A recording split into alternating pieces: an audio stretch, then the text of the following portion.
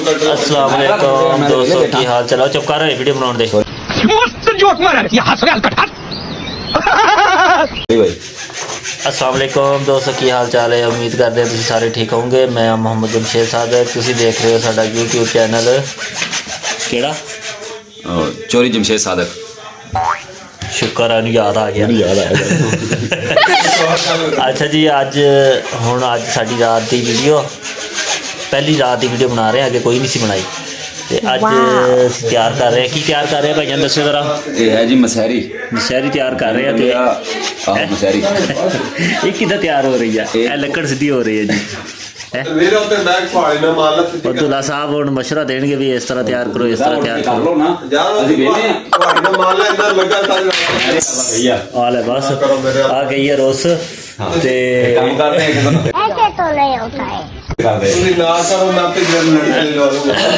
अच्छा यार मैनू नहीं लगता अज असीं ये ना मसहरी तैयार कर लवांगे।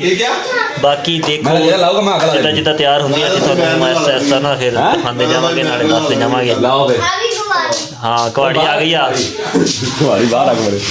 भाई लड़ो ना सही है ना।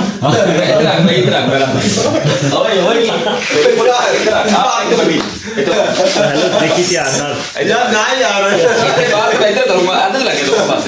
ओए ओए ओए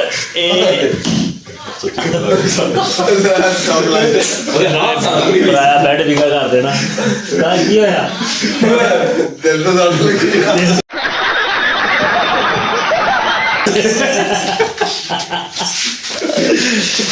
दिल तो सट लगती है।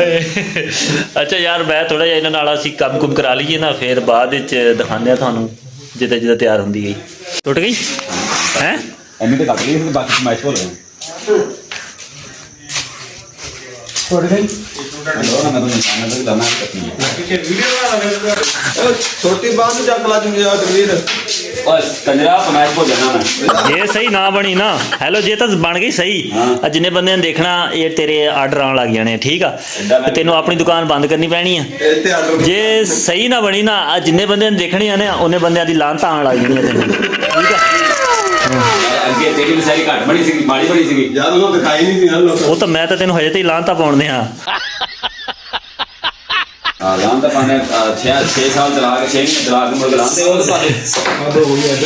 डांगा ही चक्की फिरते पता नहीं ये की करनगे की जे कोई जे आवे भी तो कोई शायद खाण लिए लैके आई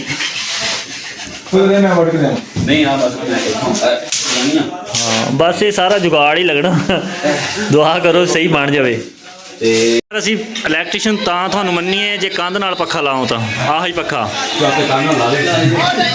चले भी हो जाएगा आप ही हो जाना वो फिर पक्खा नहीं वो फिर पक्खा नहीं फिरना बंदा फिर जाना।